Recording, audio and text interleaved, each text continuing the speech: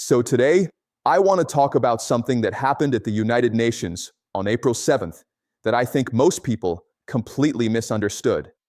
And I mean completely, because when China and Russia vetoed the UN Security Council resolution on the Strait of Hormuz, the Western media said, okay, China and Russia sided with Iran. China and Russia are bad guys. China and Russia are shielding a regime that is threatening the global economy. But that is the wrong way to look at this. That is completely the wrong frame. Because here is my question, and I want you to sit with this question for a moment before I answer it. If China vetoed this resolution, and China is the world's largest buyer of Iranian oil, and China gets a huge portion of its energy through the Strait of Hormuz, then why would China veto a resolution that would reopen the strait? Why would the biggest victim of the Hormuz blockade be the one blocking the solution? Because once you understand the answer to that question, you understand not just the veto, you understand the entire war, you understand who is really winning, and you understand why China's veto was not a mistake. It was the single smartest strategic move of this entire conflict. Okay, so let me break this down carefully. Let's start from the beginning. On April 7th, 2026, the United Nations Security Council voted on a resolution that was originally proposed by Bahrain. The resolution would have authorized countries to use, and I'm quoting directly, all necessary means to ensure freedom of transit through the Strait of Hormuz. 11 countries voted yes. China and Russia vetoed it. Pakistan and Colombia abstained. Now I want to walk you through what actually happened in that room because the details are very important. The original resolution was very aggressive. It would have given any country the legal cover to use military force to reopen the strait. Russia, China, and France all said, no, this is too extreme. We cannot authorize the use of force. So they revised it. They took out all references to offensive military action. And still, China and Russia vetoed it. Then they revised it again. They took out any reference to Security Council authorization entirely. And still, China and Russia vetoed it. So they kept weakening the resolution. They kept making it softer. They kept taking out the aggressive language. And China and Russia still said no every single time. Now, the American ambassador said China and Russia sided with a regime that seeks to intimidate the Gulf into submission. The UK ambassador said China and Russia chose to shield their ally Iran. That is the Western narrative. China and Russia are protecting Iran. But I want you to really think about this. Is that what happened, or is something much more sophisticated going on? Okay, so here is my framework for understanding this. And this goes back to something I have discussed many times on this channel, which is the idea that in geopolitics, you should never look at what a country says. You should always look at what a country does.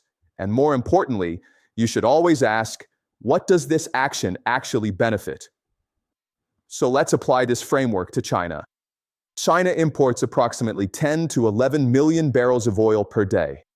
A significant portion of that comes from the Gulf region and passes through the Strait of Hormuz.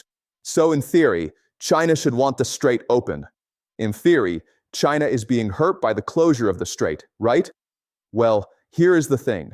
Yes, China is being hurt in the short term, but China is not making decisions based on the short term. China is making decisions based on the long term.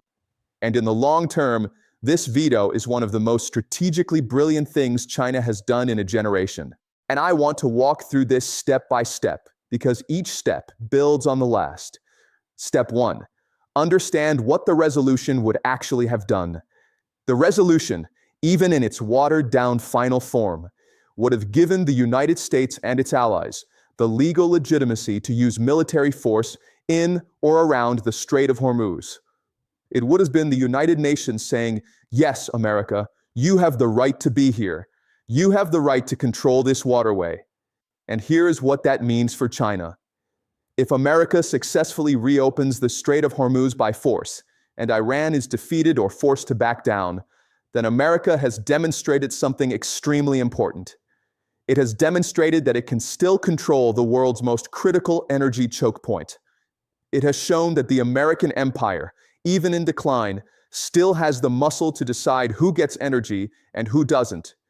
And that means China goes back to being dependent on American goodwill for its energy supply. China goes back to a world where America can at any moment threaten to cut off Chinese oil supply by controlling the strait. This is called the Mala dilemma in Chinese strategic thinking. China's fear that America can strangle its economy by controlling the sea lanes. Hormuz is the same problem. It is a choke point that America, if it controls it, can use against China. So step one is simple. If America wins this resolution and uses it to reopen the strait by force, America wins strategically and China loses, which means China has every reason to block the resolution. Step two, understand what happens if the strait stays closed. Now, here is where it gets really interesting, because the closure of the strait is hurting China, yes, but it is also accelerating something that China has been working toward for decades, which is the de-dollarization of global trade, the weakening of the petrodollar system, and the rise of alternative trade routes that China controls. Let me explain the petrodollar system first, because it is the key to understanding everything. Since 1973, all oil in the world has been traded in US dollars. This was a deal between America and Saudi Arabia. The Saudis sell oil only in dollars.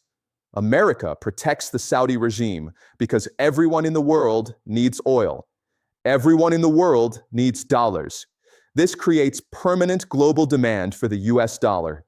It is what allows America to print money, run enormous deficits, and finance its military empire.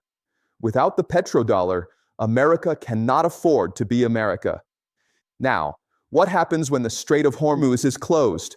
Gulf states cannot export oil. Petrodollars stop flowing. The Gulf states stop recycling dollars back into American stock markets and American AI data centers. The entire financial architecture of American power starts to crack. And China is watching this happen. And China is thinking, this is actually good for us. Because every week that the petrodollar system is under stress, the world is being pushed to find alternatives. And the alternatives that exist, the yuan-as-based oil trade, the Belt and Road payment systems, the Russian, Iranian, Chinese energy corridors, these all benefit China. So the closure of the strait in the medium term is accelerating the very thing China wants most, which is the end of dollar dominance in global trade. Step 3. Understand China's alternative energy strategy. Now you might say, okay, but China is running out of oil because of the blockade. How is this actually good for China? And this is where you have to understand something important about how China thinks about supply chains. China has been preparing for exactly this kind of energy disruption for years. Let me give you some specific examples. China has been building strategic petroleum reserves. It has been diversifying its energy suppliers. It has been building the China-Pakistan Economic Corridor, which gives it access to ports in the Arabian Sea that bypass the Strait of Hormuz. It has been developing the North-South Transport Corridor with Russia and Iran, which gives it an overland energy route. And most importantly, China has been rapidly building domestic renewable energy capacity, solar, wind, nuclear, specifically to reduce its dependence on Gulf oil. So while the blockade is causing short-term pain for China, China is actually better positioned to absorb that pain than almost any other major economy, because China has been preparing for this scenario. The Americans have not. The Europeans have not. The Japanese and South Koreans, who are also extremely dependent on Gulf oil, have not. China took the short-term pain, but it is the country best equipped to absorb it. And every week, the crisis continues. The alternatives that China has built become more important, and the American-controlled maritime system becomes less relevant. Step 4. Understand the legal and moral dimension. Now, I want to talk about something that most analysts completely ignore, and that is the legal and moral dimension of this veto. China's ambassador Fu Kong said at the Security Council, and I am paraphrasing, that the resolution failed to address the root causes of the conflict. Russia's ambassador said the resolution blamed Iran, while completely ignoring what America and Israel did to start this war in the first place. And here's the thing, they are not wrong. Think about what actually happened.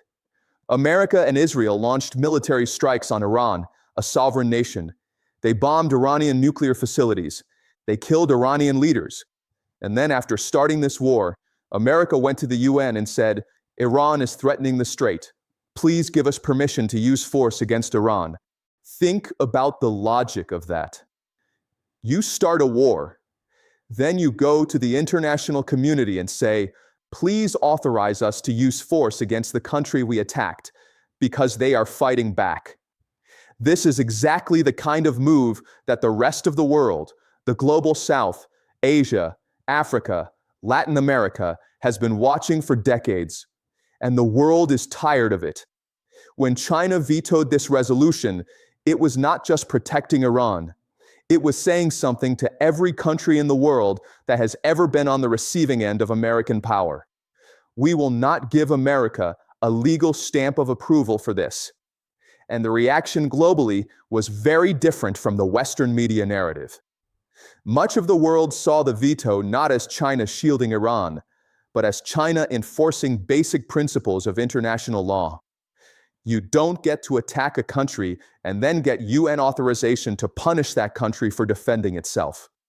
This is a narrative win for China of enormous proportions because it positions China as the defender of the international rules-based order, the very thing America claims to defend. And it positions America as the country that breaks the rules and then asks for legal cover after. Step 5. Understand what this tells us about the New World Order.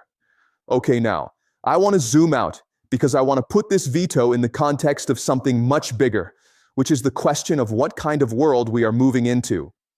I have argued on this channel many times that the world is moving from a unipolar system where America is the dominant power and sets the rules to a multipolar system where multiple great powers all have meaningful influence and no single country can impose its will on the others.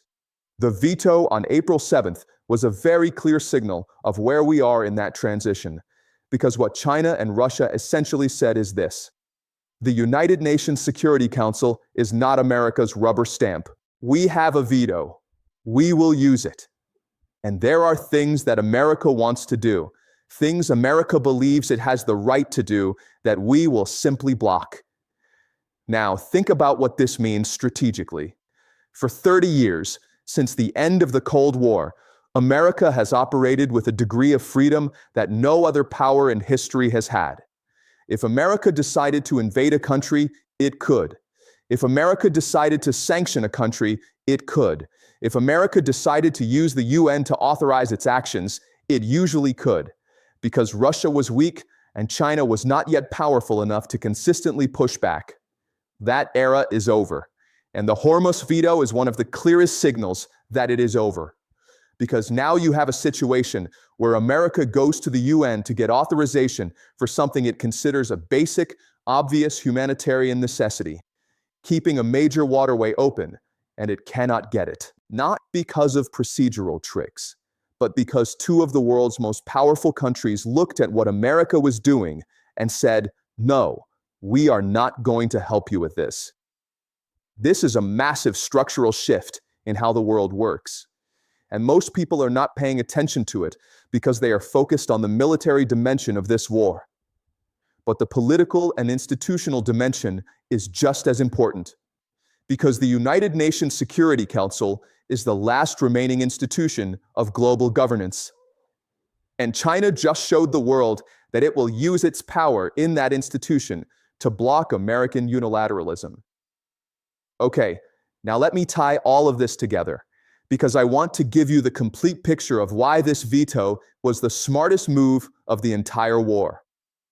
Let's do a thought experiment. Let's say you are the venture capitalist. Okay? You have enormous resources, and you are watching this war, and you are asking yourself, who is actually winning? Most people look at the military dimension. They look at how many bombs were dropped, how many missiles were fired, which side destroyed more assets, and they try to figure out who is winning from that. But that is the wrong way to look at it. Because as I have argued many times, war is fought across 4 dimensions: military, economic, political, and narrative. And if you look at all 4 dimensions, what you see is that China's veto was a move that advanced China's position in all 4 dimensions simultaneously. Militarily, China did not fire a single bullet. It did not spend a single dollar on weapons, but it blocked America from getting international legal cover for its military operations that weakens America's military position politically, without China taking any military risk. Economically, the veto kept the pressure on the petrodollar system. It kept oil prices high enough to hurt the American financial system and accelerate de-dollarization.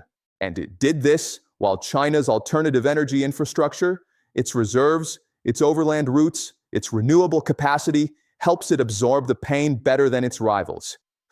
Politically, the veto positioned China as a defender of international law and national sovereignty. In a world where most countries are not part of the Western alliance, this is an enormously powerful message.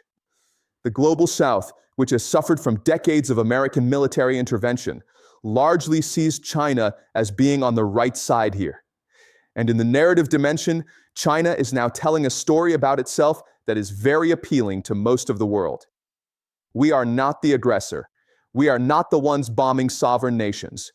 We are the ones defending the principle that you cannot attack a country and then ask the UN to authorize punishing that country for fighting back.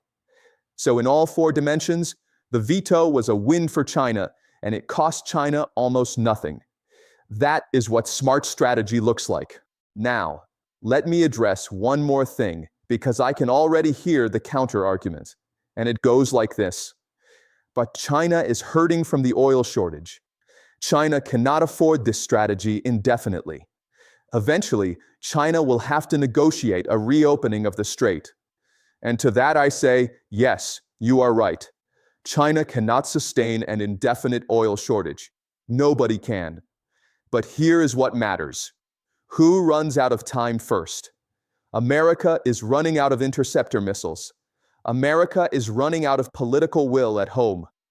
Only 40% of Americans support this war. America is running out of financial patience. Every week of high oil prices puts more pressure on the American stock market, the American economy, the American political system. And America is running out of allies who are willing to take the economic pain with it. Iran is running out of nothing.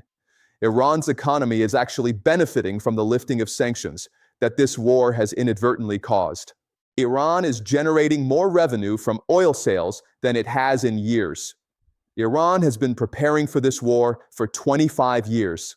It is not running out of will or capacity. And China has its reserves. China has its alternative routes. China has its domestic energy production. China can hold out longer than America can sustain the political and economic cost of this war. So when you ask who benefits from the passage of time, the answer is not America. The answer is China and Iran. And China's veto was designed precisely to extend time, to keep the pressure on, to let the economic and political costs accumulate on the American side. This is not Iran's war. This is not China's war. This is a war being fought in significant part over the question of who controls the global economic order. And China is fighting it in the smartest way possible, without firing a single weapon, without losing a single soldier, just by saying 2 letters at the United Nations. No, that is the power of a veto. That is the power of a great power that understands strategy. And that is why April 7th, 2026 may be looked back on as one of the most important days in the history of American decline. Okay? So that is my analysis for today. This is not prophecy. This is structural history combined with game theory. I want you to think about this carefully. Question it. Push back on it. The goal is never to tell you what to think. The goal is to give you a framework so you can think for yourself.